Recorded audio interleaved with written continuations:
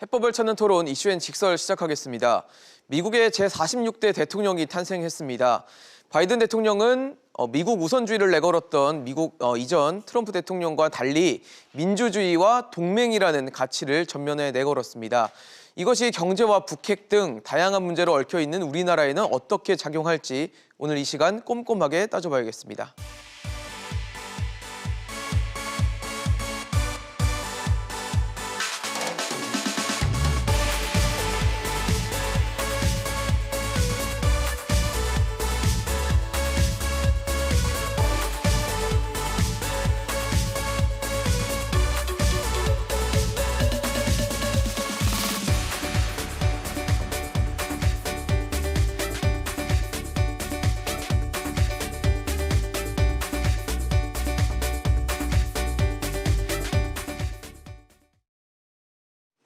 네, 본격적인 토론에 앞서 그럼 함께해 주실 세 분 소개하도록 하겠습니다.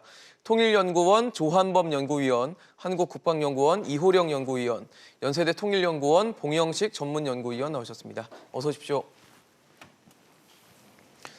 네, 조 바이든 미국 대통령이 취임을 했습니다. 통상 대통령 취임식, 미국에서 취임식이라고 하면 좀 축제, 좀 파티 분위기가 연상이 됐던 게 기존의 이미지였는데 이번 취임식은 좀 달랐던 것 같습니다. 워싱턴 DC도 굉장히 준전시 상황을 방불케 하는 엄중한 분위기 속에 좀 진행이 됐고 사실 정권을 이양하는 과정에서도 좀 잡음들과 좀 매끄럽지 못한 부분이 노출이 되면서 자유주의, 민주주의를 내세웠던 좀 미국의 권위를 잃었다 이런 평가도 나오는데 조 의원님 어떻게 보셨습니까?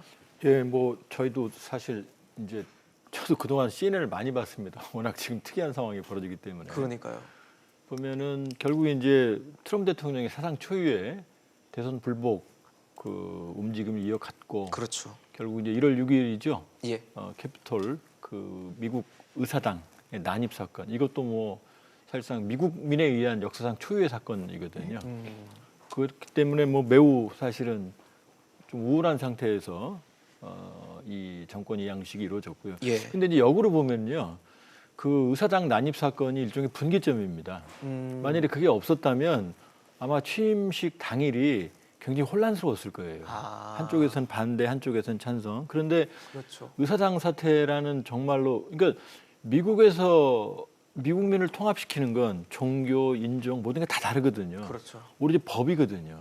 그렇기 때문에 법을 어긴다는 게 미국에서는 사실은 상상을 초월하는 특히 사법 체계. 어겼을 때 또 엄청난 리스크를 떠안아야 되는 문제들이 있잖아요. 그렇기 때문에 역설적이지만 의사당 난입 사태로 사실은 취임식이 제가 보기에는 비교적 평온하게 지나간 겁니다. 그게 아니었으면 혼란이 계속 지속이 될 거였거든요. 언제든 한 번은 일어났을 거라고. 예, 그런데 이제 그게 트럼프 대통령을 갑자기 궁지에 몰아넣는. 그러니까 더 이상 적극적인 대선 불복을 하기가 어려운 상황을 만든 게 의사당 난입 사태이기 때문에 어제 좀 비교적 차분하고 좀 쓸쓸하게 시작은 됐지만 바이든 이제 대통령이죠. 에게는 역설적으로 오히려 그게 미국을 통합하고 트럼프 행동의 돌발 행동을 억제하는데 하나의 계기가 됐다 저는 그렇게 봅니다. 사실 미국 50개 주 전역에 비상이 걸릴 정도로 굉장히 엄중한 상황에서 진행이 됐음에도 불구하고 결과적으로 취임식이 지나가고 나서 보니까 그래도 굉장히 안정적으로는 진행이 된 게 아닌가라는 생각도 들거든요. 네네. 원래 그 위기가 또 기회를 마련한다라는 말이 있듯이 이번에 그런 취임식을 통해서 그리고 또 대통령의 그런 연설을 통해서 강조한 세 가지 단어가 있죠. 바로 이제 민주주의, 평화, 통합이라는 세 가지 키워드를 통해서 연설을 통해서 앞으로 향후 미국과 국제사회에 대한 메시지를 보여줬다라고 볼 수가 있어요. 그래서 지금과 같은 어떻게 보면 이 취임식을 앞둔 이런 상황에 대해서 이제 미국 역사학자가 말을 하기를 마치 지금의 상황은 남북 전쟁 당시의 그런 상황과 또 1930년대 미국 대공황 시기와 비슷한 그런 상황이다라고 했는데 그 그 역사학자가 말한 그 상황을 보면요, 링컨이 그 당시 대통령을 했던 그 시기에도 미국이 굉장히 분열됐던 시기였죠. 그럴 때 링컨이 게티스버그의 유명한 이제 연설을 한 게 바로 그때 강조한 내용이 민주주의와 통합이었던 거죠. 자유랑. 그리고 또 역시 루즈벨트가 대공황 시대 때 이야기했던 것도 굉장히 국제사회가 안 좋았죠. 2차 세계대전을 그런 앞둔 시점에서 또 대통령을 하면서 그때 또 국제사회를 향해서 이야기한 것이 바로 평화와 또 미국 내에서의 그런 통합을 이야기했기 때문에 다 세 사람의 이런 걸 종합해 본다면 위험한 이런 어떤 시기에 위기의 시기에 민주주의, 평화, 통합이라는 세 가지 키워드를 통해서 도약하는 그런 단계를 만들었기 때문에 바이든 대통령도 앞으로 향후 이제 미국을 이끌어 나갈 앞으로 향후 4년에도 이 세 가지 키워드를 중심으로 보다 나은 그런 사회와 국제 환경을 만들어가지 않을까라는 생각이 듭니다. 사실 트럼프 대통령이 뭐 선거 이후에도 계속 불복 의사를 밝혔고 이제 취임식 날도 자신의 퇴임식이 있는 날이었고 그리고 보통은 전임자가 취임식에 참석을 하는 관례가 있었는데 한 150여 년 만에 그거를 깼더라고요. 그래서 분열에 대한 상황들이 여전히 이어지고 있는 건 아닌가라는 좀 우려가 좀 됐거든요. 그렇죠. 근데 아까 조한문 박사님께서 잘 지적하신 건 뭐냐면은 이제 사태가 선을 넘었습니다. 1월 6일에.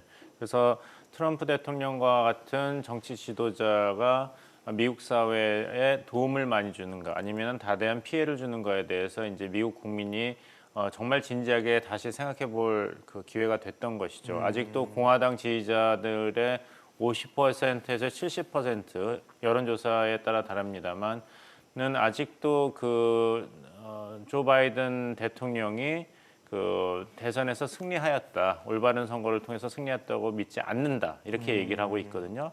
그러니까 트럼프 대통령이 계속 제기했던 선거 부정 그리고 선거 불복 선언에 대해서 적어도 심정적인 지지를 보내고 있었는데 미국이 제일 중요하게 생각하는 법과 질서, 기본적인 법과 질서가 무너지는 것을 목도했습니다. 1월 6일에 5명의 사상자가 나왔고 또 그 의사당에 폭도들이 난입을 했고 그렇죠. 지금 FBI가 조사하고 있는데 CNN 보도에 따르면은 그 폭도들이 그냥 우발적으로 의사당에 들어간 것이 아니라 이것을 위해서 우리가 연습을 했다, 훈련을 했다는 치밀한 그런 계획이었던 서로 얘기네요. 통신하는 것이 이제 잡히고 있거든요.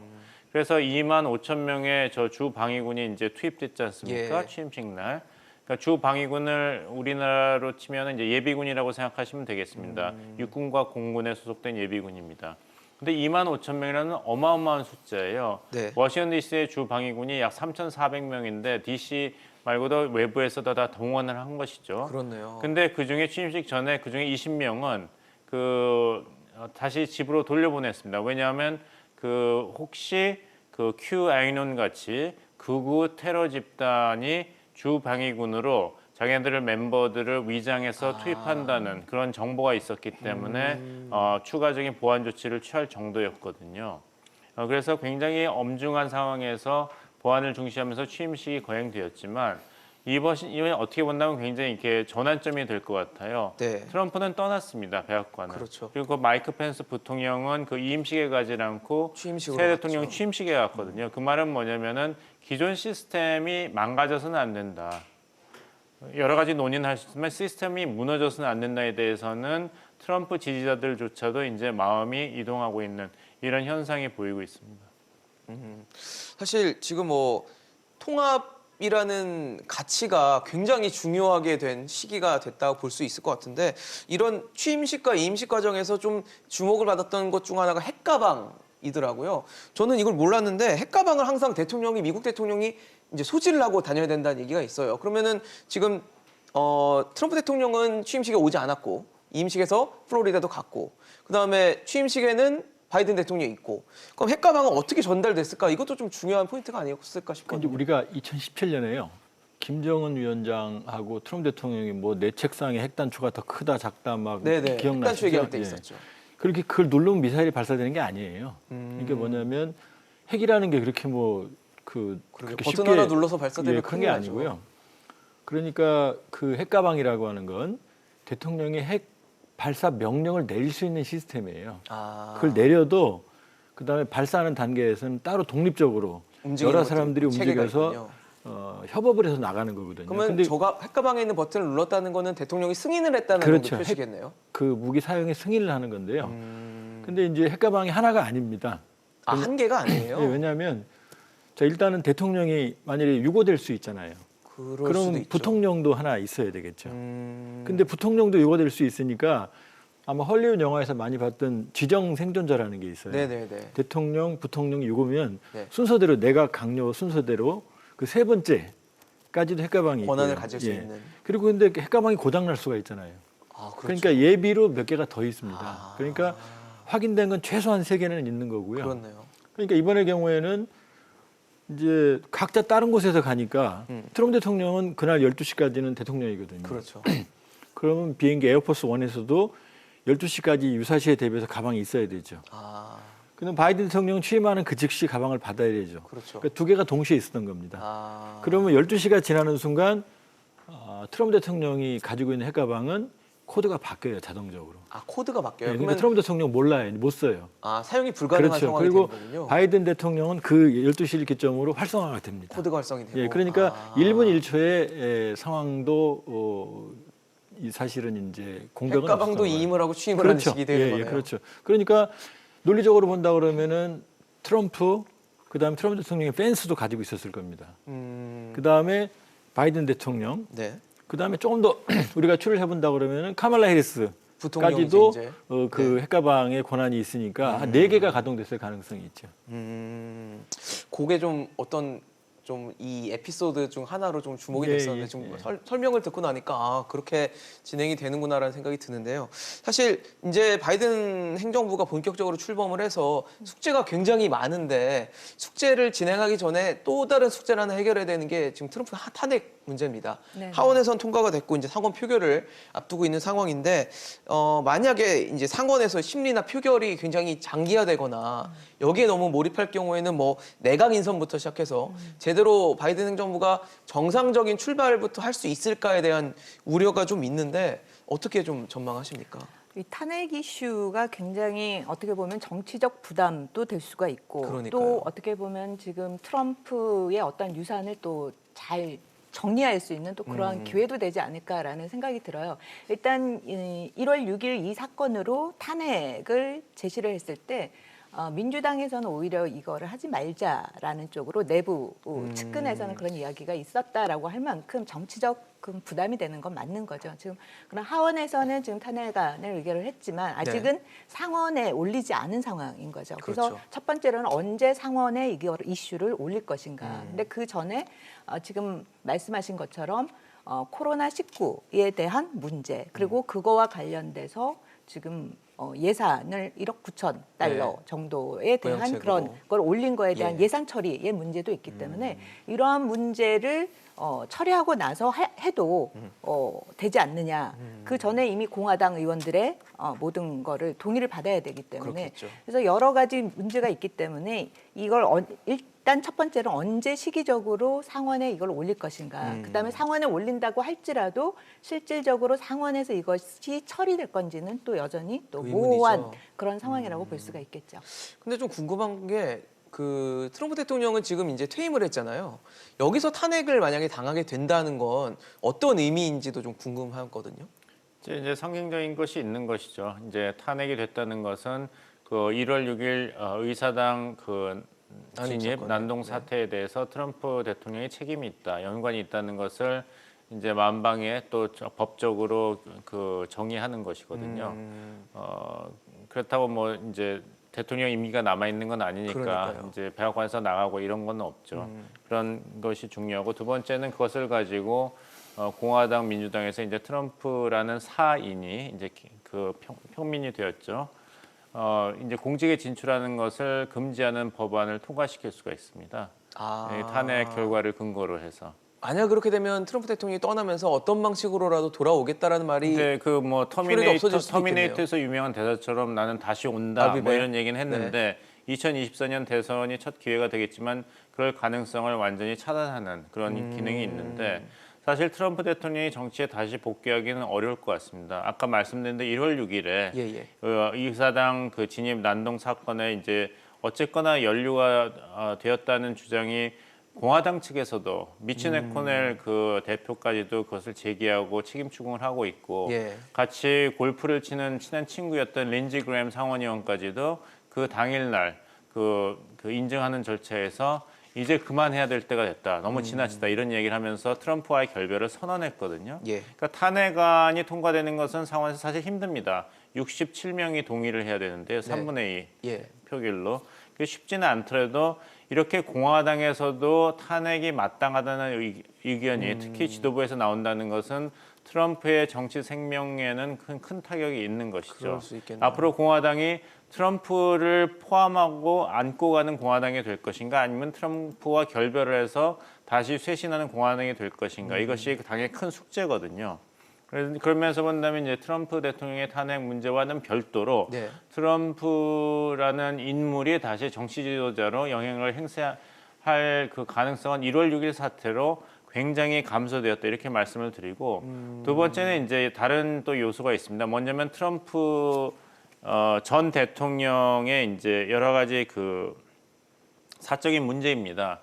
세금이죠. 소송도 많이 걸려 있고. 예, 그렇죠. 그 2년 동안에 그 소득세를 750불밖에 안 내고 절세를 많이 했는데 미국의 국세청은 1억 불 정도는 더 조사를 해서 트럼프 대통령이 내야 된다 이렇게 하고 있기 때문에 지금 공방이 오고 가고 있습니다. 예. 재직할 때는 이게 이슈가 되지 않았는데요.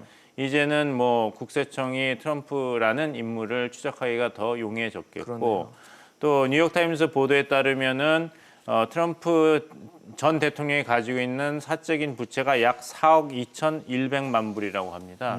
근데 첫 번째로 네. 그 내년까지 트럼프 타워 관련돼서 1억 불의 부채를 갚아야 되고 2023년까지는 도랄 골프장이 건설에서 발생한 1억 2,500만 불 정도의 사치를 또 갚아야 됩니다. 그리고 2024년까지는 워싱턴 호텔 건설에서 발생한 1억 7천만 불의 부채를 또 갚아야 되는데 이런 식으로 다 단기간 없대네요. 동안에 몇 네. 년 동안에 4억 2,100만 불의 부채를 갚아야 되는 트럼프가 과연 정치적 영향력을 발휘할 여력이 있을 것인가? 여기에 또 민사 소송이 걸려 있는 것이죠. 네, 뉴욕시와 트럼프 오르가니제이션 간의 그 자산 가치를 불법적으로 부풀렸다는 소송이 있고 또 성폭력 고소 사건이 있습니다. 이런 것을 다 극복하고 과연 트럼프가 재기할 수 있을까? 여기에는 좀 물음표가 찍히지 않나 생각합니다. 트럼프 앞날이 그렇게 밝지는 않다라는 생각이 좀 드네요. 그런 것을 걱정했기 때문에 그렇게 끝까지 선거의 불복을 선언을 했던 것일 수도 있습니다. 그럴 수도 있겠네요.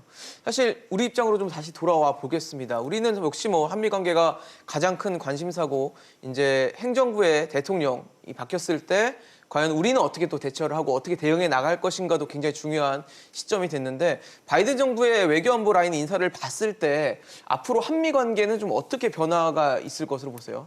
그 양측면이 동시에 존재합니다. 뭐냐면 예. 일단 트럼프 대통령은 집권하면서 외교안보 라인을 비즈니스맨으로 채웠어요. 그러니까 사업하는 방식으로 외교를 했던 거죠. 그렇네요. 근데 지금 국무장관 토니 블링컨이라든지 네. 부장관 wendy 셔먼 그다음에 이 커트 컴벨이나 여러 가지 지금 네. 셜리번이나 NSC 보좌관 국가안보 보좌. 예, 이 사람들은 모두 안보 전문가고 외교 전문가예요. 거기다가 대부분 한반도와 동아시아 전문가입니다. 그래 동아태 차관보를 했거나 예, 예. 아니면 뭐 대북 정책 조정관을 했었거나 뭐 이런 식이네요. 웬디 셔먼은 김정일 위원장도 만난 적이 있어요. 그렇네요. 예를 들면 그러니까 사실 한반도에 해박한 사람들로 지금 그 외교안보 라인이 짜여져 있습니다. 그렇네요. 그리고 두 번째는 본인 입으로도 말했지만 트럼프는 피하 구별이 없었어요. 돈만 주면은 그냥 저기 돈 안 주면 동맹도 때리고 돈만 주면은 푸틴이나 시진핑 껴안는 사람이었거든요. 네네. 근데 바이든은 동맹을 그러니까 가치 기반 국제주의입니다. 민주주의라는 가치에 기반을 둔 동맹의 연대를 얘기하고 있거든요. 사실 취임사 때도 동맹을 강조하기 했습니다. 그런데 한국은 미국의 인도태평양 전략에서 본인이 린치핀이라고 말했거든요. 핵심이라고. 네. 그러면 이제 뭐 돈 몇 푼 더 달라 방위 이런 얘기는 안 할 겁니다. 이런 얘기 안 하고 뭐 주한미군 철수 그런 얘기도 안 할 겁니다. 뭐 조정은 될 수 있겠죠. 그렇게 보면 동맹으로서 존엄을 인정받고 역할을 인정받을 겁니다. 근데 문제는 딜레마가 뭐냐면요. 트럼프는 협상에서 쉬운 사람이에요. 그러니까 오히려 돈 몇 푼 주면 끝나는 사람이거든요. 근데 바이든 경우에는 밸류, 가치를 얘기하거든요. 그렇죠. 그러니까 지금 중국 같은 경우도 트럼프 대통령은 이 돈을 주면, 돈을 받아내면 중국을 인정하는 경우인데 바이든 같은 경우는 돈으로 해결될 문제가 아니고 민주주의, 인권, 보편 가치로 접근하거든요. 그럼 협상의 카운터파트로서는 굉장히 어려운 상대가 될 우리는 수도 이제 있겠네요. 딜레마가 생기죠. 왜냐하면 동맹으로 존중은 받지만 네. 그러나 민주주의라는 가치, 본인이 바이든이 취임 1년 이내에 예. 글로벌 서미트 폴 데모크라시, 그래서 뭐 그게 5부냐 4냐 뭐 중국이 들어가는 절대 아닙니다. 민주주의 국가들끼리 예. 정상회의를 하겠다는 얘기거든요. 그럼 여기에 중국과 러시아, 북한은 안 들어가죠. 맞으겠죠. 이미 본인이 그래서 이들 국가들은 권위주의 국가라고 인정을 해버렸거든요. 규정을 네, 해버렸거든요. 그러면 우리로서는 경제적으로 중국과의 관계가 상당히 중요한데 사실은 트럼프 때보다 훨씬 더 어려운 상황에 처하는 거죠. 아, 사실 지난 몇 년도 너무 어려웠거든요. 근데 그거는 뒤집어 보면 방위비 얼마 올려주는 건 쉬운 문제예요. 생각보다 쉬운 차라리? 문제입니다. 차라리. 예. 아. 어차피 주한미군 철수는 트럼프도 못하는 거고요. 그렇게 보면 바이든 행정부의 출범은 우리에게 기회인 동시에 위기 요인도 동시에 존재하고 있다고 봐야 됩니다. 아, 더 어려워졌다라는 생각까지 저는 더 들 어려워졌다고 봅니다. 정도인데 예, 더 어려졌다고 봅니다. 그렇다면 이호령 위원님 어떻게 보세요? 지금 우리도 외교안보 라인을 교체하는 지금 작업에 들어갔잖아요. 네, 강경화 장관 대신에 정의용 내정자가 지금 된 네, 상황인데 네. 이런 변화들이 미국의 이런 어떻게 보면 외교 파트로서의 굉장히 어려워진 부분들을 좀 해소할 수 있는 부분이 될 수 있을 거라 보십니까? 근데 뭐 다들 인선하신 분들이 방송을 통해서 나왔는데 예, 예. 보면 이미 그 트럼프 대통령 때 한반도 평화 프로세스를 위해서 활동하셨던 분들이 다시 그냥 그 자리에 들어간 거죠. 자리만 바뀐 거죠. 자리만 사실. 바뀐 예. 거죠. 그러니까 새로운 인물이 아닌 거죠. 뭐 새로운 인물로 한 명 더 들어갔다라고 하는 건 2차장에 이제 김영진이 들어갔다라는 네. 건데 이제 이분 같은 경우는 북미 국장 경험도 있고 해서 이전에 그 외교 전문 외교관이 한 명 더 들어갔다라는 거를 제외하고는 지금은 서울시 국제관계 대사로 그렇죠. 있는데 그러니까 전에는 들어가지 않았던 거죠, 그렇죠? 그렇죠. 근데 그런 측면에서 보면은 우리의 이 인선의 구도는 2017년부터 쭉 진행해 왔던 한반도 평화 프로세스를 예. 계속해서 가져가겠다라는 그런 메시지를 전달을 하는 것이지 어떻게 보면 바이든 행정부의 그러한 그 팀들과의 어떻게 보면은 새로운 이런 한반도 문제를 풀어나가겠다라기보다는 기존의 우리의 대북 정책과 한반도 평화 프로세스에 그거를 가져가겠다라는 그 메시지를 더 확고하게 보여주는 그러한 인선이 아닌가라는 생각이 듭니다. 사실 미국 쪽은 지금 뭐 대통령부터 시작해서 밑에 외교안보 라인이 싹 바뀌는 상황이 될 텐데 우리는 만약에 뭐 자리만 바뀌었지 그대로 인사를 이 팀을 유지를 한다는 게 어떻게 좀 의미로 받아들여야 될까요? 그냥 유지한다기보다도 정말 이호령 박사님께서 잘 얘기하셨지만 더 강화를 한다는 대통령의 의지가 반영이 된 것이죠. 기존의 생각을? 그렇죠. 이번에 기자회견에서도 말씀하신 게 남은 임기 동안에 한반도 평화 프로세스를 가동하는데 모든 힘을 쏟겠다고 말씀하셨지 않습니까? 그런 것이 이번에 외교장관 교체를 포함한 외교안보 라인을 공고화하는 이런 결정으로 나타났다고 보는데 그것이 바이든 행정부와 같이 협력하면서 그 문재인 정부가 구상하는 한반도 평화 프로세스에 미국의 협조를 구하는데 얼마나 도움이 될 건가? 이것은 또 다른 이제 질문이 되겠죠. 네. 많이 대통령께서 얘기하는 게 이제 새로운 협력의 계기가 마련되었다. 바이든 행정부 출범으로. 그런 식의 얘기였죠. 예, 그리고 바이든 행정부에서 지한파가 많다. 바이든 대통령 본인도 김대중 정부의 햇볕 정책을 지지하였고 페리 프로세스를 잘 알고 있고 오바마 행정부 때 북한과의 대화에 깊숙이 관여했다. 근데 여기서 우려되는 것은 그거는 과거의 일이거든요. 그렇죠. 북한의 핵 미사일 능력이 그리고 미국의 범세계적인 국가 안보 전략이 지금과는 달랐을 때입니다.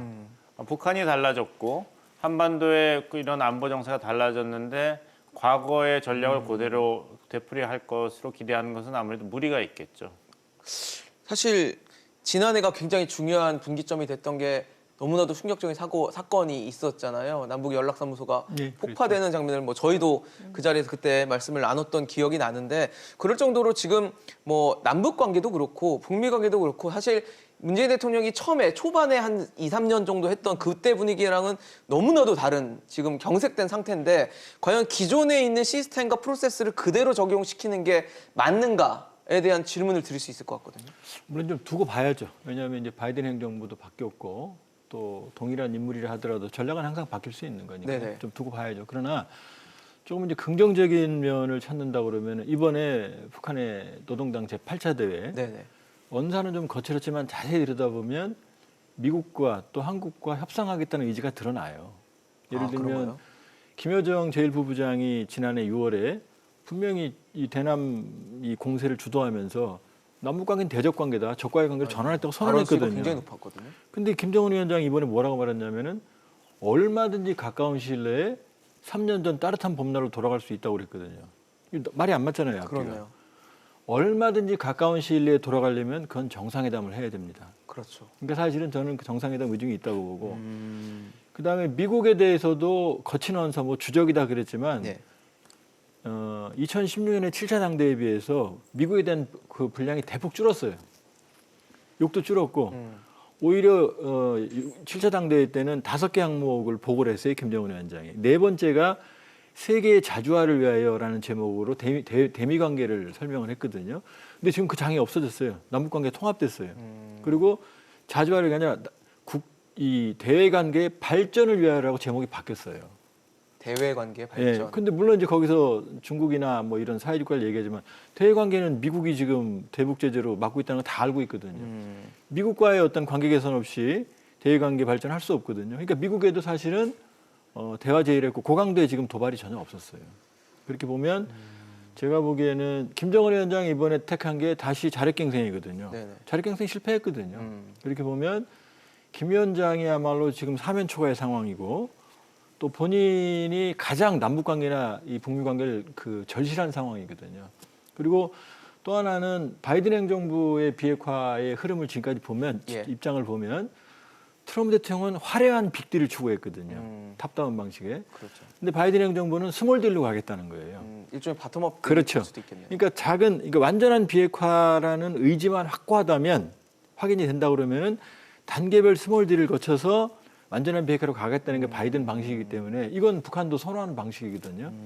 물론 이제 딜레마는 그렇게 해서 완전한 비핵화가 가능하냐는 거 첫 번째. 그다음에 그렇죠. 완전한 비핵화라는 진정성을 어떻게 확인했냐는 문제는 남지만 오히려 스몰딜의 가능성은 바이든에서 커졌다. 그렇기 때문에 경우에 따라서는 협상이 트럼프 대통령은 화려했지만 성과는 없었거든요. 예. 그렇게 보면은 역으로 바이든 체제에서 비핵화 협상에 이 진전이 있을 수도 있습니다.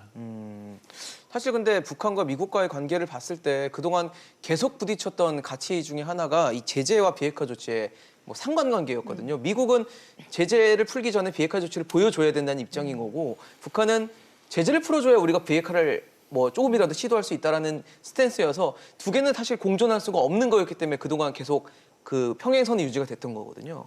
근데 이게 과연 지금은 풀릴 수 있는 문제인가에 대해서는 의문이 듭니다. 앞에 이제 8차 당대회 개최 결과에 대해서 말씀해 주셨는데 예. 그리고 나서 이어서 최고 14차 제4기 최고인민회의가 있었죠. 그렇죠. 거기에 나온 내용들을 보면은 예. 이제 내각 보고서의 내용을 보면 앞으로 향후 진행할 북한의 향후 5개년 네. 경제 개발 계획에 있어서 자력갱생에 기초를 하되 모든 것을 북한 스스로 자주적으로 하겠다라는 거예요. 어떠한 상황에 외부의 탓으로 돌리지 않고 지난 7차 당대회 이후 5개년 경제 발전을 실패한 것이 외부의 문제가 아니라 내부의 문제라고 탓으로 돌린 거죠. 그러면서 그렇네요. 경제 내각의 관료들을 거의 뭐 반 정도를 다 물갈이하는. 물갈이를 시킬 예. 만큼 했었던 거죠. 이건 결국 뭐냐? 결국에는 앞으로 향후에 있을 미북 간의 적대적인 관계가 계속되고 북한이 추가적인 어떤 전략 도발을 했을 경우 있을 그런 제재 상황에도 잘 버티려면은 이제 외부 탓으로 돌리지 말고 코로나니 대북 제재니 이런 탓으로 돌리지 말고 그럼에도 불구하고 북한 경제를 잘 버틸 수 있게끔 내부적으로 모든 장치를 경제적인 그런 개혁 조치를 취해라 하고 내각이 지금 요구를 하고 있는 상황인 거예요. 그럼 북한도 이런 상황을 지금 잘 이해를 하고 있다라고 볼 수가 있는 거죠. 근데 저는 앞에서 이제 박사님이 말씀하신 것처럼 조금 결을 달리 보고 있는데 네. 바이든 행정부에 들어와서 물론 비핵화 협상과 관련돼서 지금 미국의 국무부라든지 백악관이라든지 앞으로 향후 취해질 이런 그 인사들을 봤을 경우 굉장히 외교 전문가들이 그렇더라고요. 포진해 있기 때문에 예. 협상과 관련돼서는 이 사람들이 미국에서는 그 전과 다르게 굉장히 모든 거를 확인하는 작업이 들어가야 된다라는 거죠. 그러니까 비핵화 협상과 관련돼서 그동안에 그 오바마 행정부 때 왜 협상이 중단이 됐냐면 결국엔 신고 검증 부분에서 다 막혔었던 거죠. 그러니까 비핵화 협상과 관련돼서 설마 스몰 딜이라고 할지라도 그 스몰 딜에 있어요 또 신고 검증과 문제와 관련돼서 이 부분은 앞으로 어떻게 넘어갈 것인가가 굉장히 큰 도전 과제가 될 수가 있다라고 봅니다. 그래서 그러한 측면에서 과연 북한이 미국에게 머리를 숙일 것인가 해서 저는 약간 회의적으로 보고요. 또 8차 당대회에서 북한이 대외 관계와 관련돼서 주요 키워드를 하나 바꾼 거에 우리가 좀 관심을 가져볼 필요가 어떤 있어요. 키워드였죠? 대외 관계와 관련돼서 김일성 시대 때부터 해왔던 단어가 자주 친선 평화였었던 거죠. 그래서 그 80년대 후반에 냉전이 붕괴되면서 예. 이 언어 순서가 바뀌었어요. 자주 친선 평화, 자주 평화 친선에서 자주 친선 평화로 바뀐 거죠. 근데 지금 이번에 8차 당대회를 통해서 뭐를 강조했냐면 평화보다 친선을 강조를 한 거죠.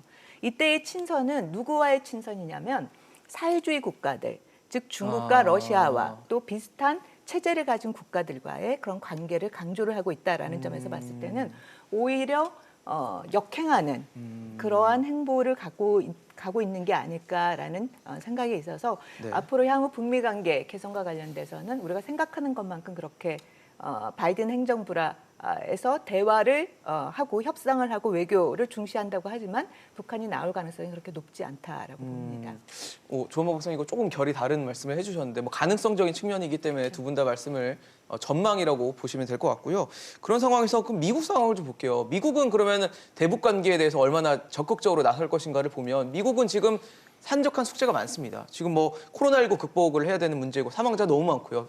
이제 확진자도 많은 상황이고 그리고 경기 침체 문제가 당연히 따라올 거고요. 그리고 앞서 말씀하신 분열도 해소해야 되는 아주 굵직한 문제들을 지금 뭐 저희 화면에 나가고 있는 현안들이 굉장히 많기 때문에 이런 숙제들을 제치고 과연 대북 문제 이런 문제들이 해결이 될까라는 생각이 좀 들거든요. 네, 그 생각에 저도 동의를 합니다. 그 북한 문제가 우선순위에서 밀리는 것이 어떻게 보면 미국 입장에서 보면 어쩔 수 없고 자연스러운 현상이라고 봐야 되겠죠. 저기서 차트에 나온 대로 예. 너무 큰 과제들이 산적해 있는데 네, 특히 하나하나가 너무 큰데요. 그렇죠. 코로나 극복을 해야 되고 경기 부양을 해야 하고 또 이란도 있습니다. 사실 저기에. 그렇죠. 그렇게 된다면 북한 문제는 아무래도 뒤로 넘어갈 수밖에 없는데 여기다 대고 우리가 급하다 그래서 문재인 대통령의 임기가 이제 1년 반밖에 남지 않았다 그래서 미국에 대해서 북한과 연계해야 된다. 다시 대화해야 된다. 무슨 그 경제 제재도 그 부분 제재 완화를 해야 된다 얘기하는 게 그다지 호응을 얻기는 힘들 것 같습니다. 예를 들어서 말씀드리자면 지금 미국 같은 경우는 한참 집에 불이 나 있거든요. 그렇죠. 막 집에 불이 나 있는데 그 불타고 있는 이웃한테 가가지고 네. 우리 힘을 합쳐서 뒷산에 있는 무서운 호랑이 잡으러 가자. 네. 그러면 이게 호응을 받을 수가 없어요. 불부터 꺼야죠. 불부터 지금. 같이 껐는데 물이라도 퍼줘야 되거든요. 그렇죠. 그래서 한국 외교는 이제 미국을 향해서는 코로나 극복에 어떻게 공동 협력을 할 것인가, 보조를 할 것인가에 초점을 맞출 때 더 설득력이 있고 이것은 지금 일본이 벌써 나오고 있죠. 왜냐하면 스가 정부는 개최 여부가 불투명한 이제 도쿄 올림픽을 어떻게든지 살려보고 싶은 것이거든요. 거기서 제일 중요한 건 아무래도 코로나 방역 그리고 그렇겠죠. 국제사회의 지지 아니겠습니까? 예. 그러니까 한국 정부보다도 K 방역에 성공한 한국 정부보다도 코로나 사태로 다대한 피해를 입었고 국가 비상사태까지 선포한 일본 정부가 예. 오히려 바이든 행정부가 호응할 수 있는 수용할 수 있는 외교적 아젠다를 더 먼저 제시할 가능성이 있는데 이렇게 된다면 한국 외교가 일본 외교에 비해서 아까운 그 소중한 자산을 최대한 활용하지 못하고 너무 한반도 평화 프로세스 재가동에 집착을 해서 실기하는 경우가 발생할 수도 있습니다. 여기 이제 네. 북미 관계 예. 그다음에 이제 핵 협상에서 하나 드리고 싶은 말씀 하나 네네. 있는데요. 이제 바이든 행정부가 우리에게 이제 새로운 딜레마를 줬지만 이번 노동당 제8차 대회는 더 큰 딜레마를 우리한테 줬어요. 그건 뭐냐면 예. 일단 열병식에서 ICBM이 안 나왔거든요. 그렇죠. 그리고 2017년 11월 29일 날 북한이 마지막 대륙간 탄도 미사일을 쐈거든요. 예. 근데 그게 정상 발사가 아니었어요. 고각으로 올라가 그냥 바로 떨어진 거거든요. 그러니까 지금 ICBM 완성이 안 됐거든요. 더 쏴봐야 돼요. 그런데 지금 그런 대미 도발 행동은 없고 이번에 김정은은 지금 이제 그걸 전략 무기라고 그래요. 장거리 미사일은. 그렇죠. 근데 단거리 사거리 500km 이거는 한국이거든요. 이걸 전술 무기라고 그러거든요. 네네. 근데 김정은 위원장이 최초로 육성으로 전술 핵무기 개발을 지시를 했어요. 처음 있는 일입니다. 그건 뭐냐? 미국용이 아니고 한반도용이에요. 타깃은 우리다 예. 하는 거네요. 그러니까 명시적으로 핵 전략을 바꾼 거예요.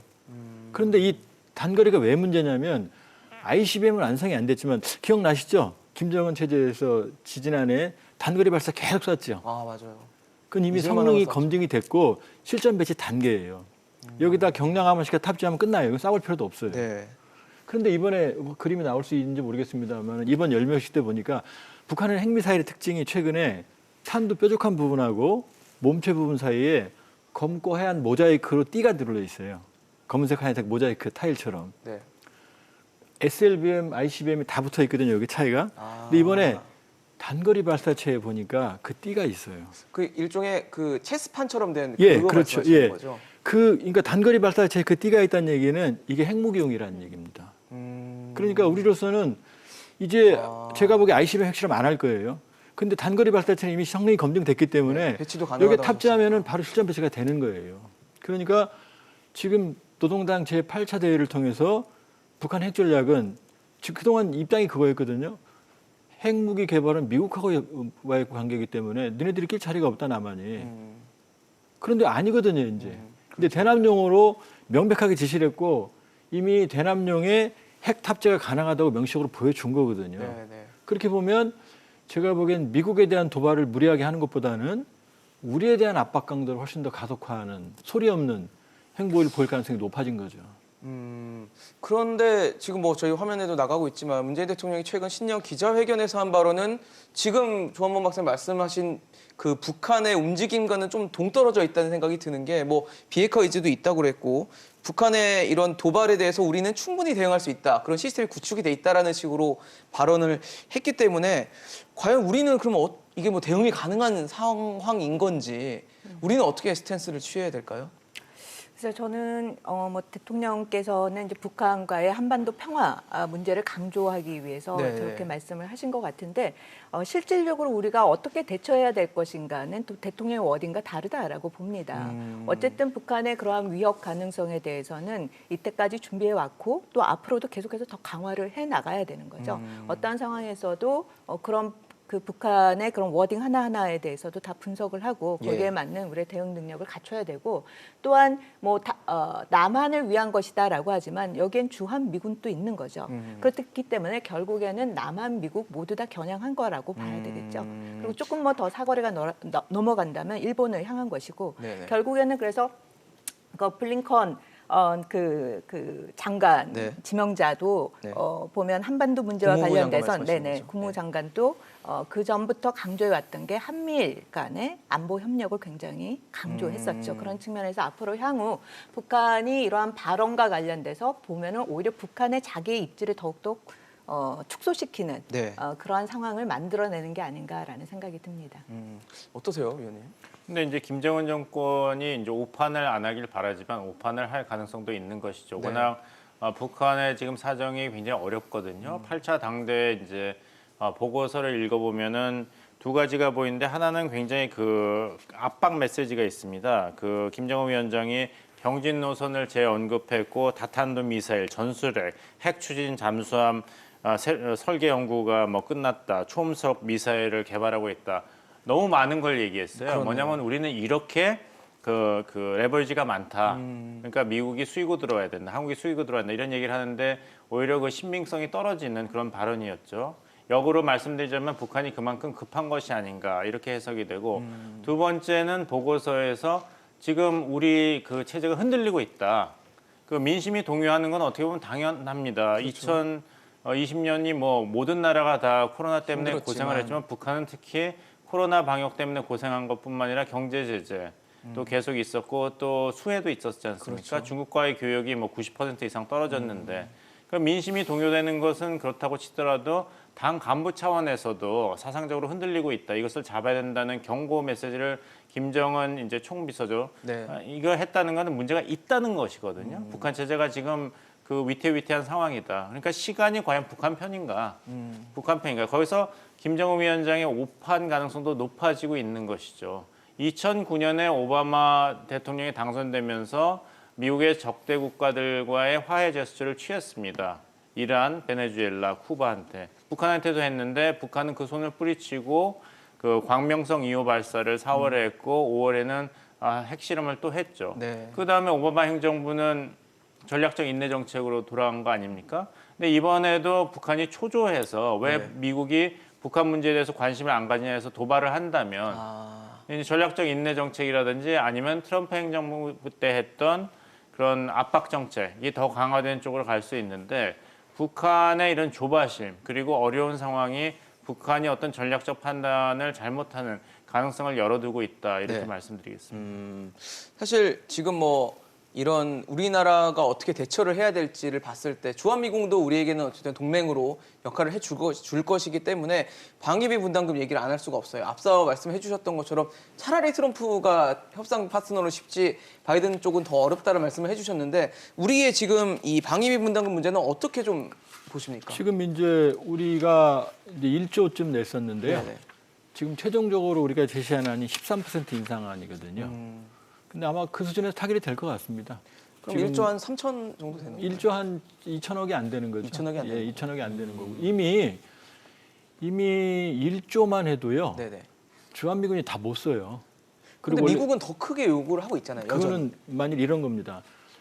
원래 이제 방위비 분담이 아니고요. 예. 주한미군 주둔 경비 일부 분담이에요. 그렇죠. 원래 한미 상호 네네. 방위 조약에 따르면 원래 우리는 한 푼도 안 내게 돼 있어요. 그냥 토지와 시설만 주게 돼 있는데 한국 경제력이 커지고 미국 사정이 어려워지니까 SMA (Special Measures Agreement) 특별 분담 협정을 만들어서 그럼 우리가 좀 낼게라고 낸 게 지금까지 1조를 낸 거거든요. 비용 분담 하겠다는 얘기예요. 예. 근데 그 1조도 다 못 써요. 주한미군이. 지금 트럼프 대통령이 이 1조가 아니라 한 5, 6조를 원했거든요. 맞아요. 5, 6조를 내게 되면 어떤 문제가 발생하냐면요. 예. 주한미군의 월급, 주한미군의 가족 수당, 훈련 비용까지 다 내게 되는 겁니다. 그러면 그렇겠죠. 주한미군이 한국군의 용병으로 전환이 돼요. 동맹이 아니고. 그러니까 트럼프 대통령은 불가능한 요구를 했던 거예요. 지금 13% 올려줘도 그 돈 다 못 씁니다. 그 돈 필요하지도 않고요. 거기다 카투사 있죠, 우리. 그렇죠. 그다음에 캠퍼프리스 거의 10조 가까이 되는 내외 비용을 우리가 다 냈어요, 거의. 그러니까 트럼프 대통령은 정말로 난센스한 비상식적인 협상을 요구했기 때문에 우리가 쉬웠던 거죠. 그러니까 미국 안에서도 넘어간 거 아니냐, 국방부 안에서도. 과도하다. 그렇죠. 그러니까는 사실은 그 문제는 너무나 쉬운 문제입니다. 자연스럽게 해결될 거고 아마 더 받아가면서 미안하다고 그럴 거예요, 아마 제가 보기에는. 그러니까 그 문제가 안 됩니다. 문제가 안 되고 다른 많은 부분에서도 지금 주한미군 핵을 제외하면 한국군의 전력이 재래식 전력으로는 북한을 압도합니다. 주한미군은 사실은 과거에 원래 주한미군은 한반도 공간 범위 내에서 북한을 주적으로 하는 동맹군이었거든요. 네네. 근데 지금 한반도 범위를 넘어섰어요, 벌써. 지역 안정군의 역할을 하고 있거든요. 지역 안정군의 목표는 뭡니까? 중국 견제거든요. 그러면 우리보다 주한미군의 유지를 더 필요로 하는 게 미국이 안보고 인도태평양 전략이거든요. 그런데 그것도 트럼프 대통령이 빼겠다고 그러니까는 으름장을 놓은 그렇죠. 거죠. 그건 사실은 불가능한 일이고 그러니까 미국 의회가 막았잖아요. 그러니까 지금 우리가 겪었던 트럼프 대통령의 요구는 사실 관철이 안 되는 거였고 네네. 의외로 대처가 쉬웠던 문제거든요. 그러니까 다 자연스럽게 해결될 겁니다.